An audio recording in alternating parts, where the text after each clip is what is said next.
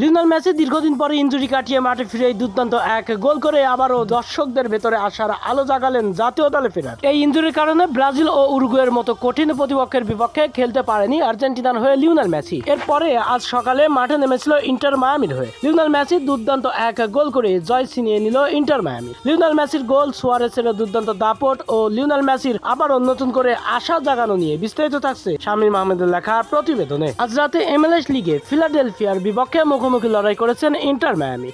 সেখানে শুরুর একাদশে থেকেছিল লিওনেল মেসি, সুয়ারেসরা। তাদের দাপট দেখলো আজকে আবারও ফুটবল বিশ্ব।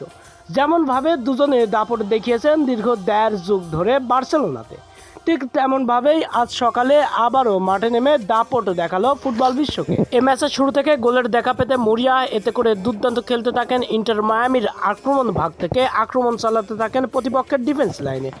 এতে করে মাত্র 23তম মিনিটে টেলর দুর্দান্ত এক গোল করে প্রতিপক্ষের জাল ক্ষতবিক্ষত করেন এবং ইন্টার মায়ামিকে গোল করে এগিয়ে দেন এবং আনন্দ উল্লাস মাতান। এরপরে দ্বিতীয়ার্ধে মাঠে ফিরে আরও দুর্দান্ত খেলতে থাকেন, আগুনের মতো জ্বলে ওঠেন লিওনেল মেসি। এতে করে মাত্র 57তম মিনিটে আবারও জোড়া গোল সম্পন্ন করেন ইন্টার মায়ামি। ইন্টার মায়ামির হয়ে এই দ্বিতীয় গোলটি করেছেন ফুটবলের মহারাজা লিওনেল মেসি। এরপরে দুর্দান্ত খেলতে থাকেন প্রতিপক্ষরাও। দুর্দান্ত 81তম মিনিটে ঘুরে দাঁড়িয়ে গোল করেছেন গাজো দাগ। এই গোল হজমের পরেও অবশ্য ইন্টার মায়ামি দমে যায়নি। শেষ পর্যন্ত আরও দুর্দান্ত খেলতে থাকেন, গোলের দেখা পেতে মরিয়া হয়ে পড়েন, কিন্তু দুই দলের আর কোনো দল গোলের দেখা পায়নি।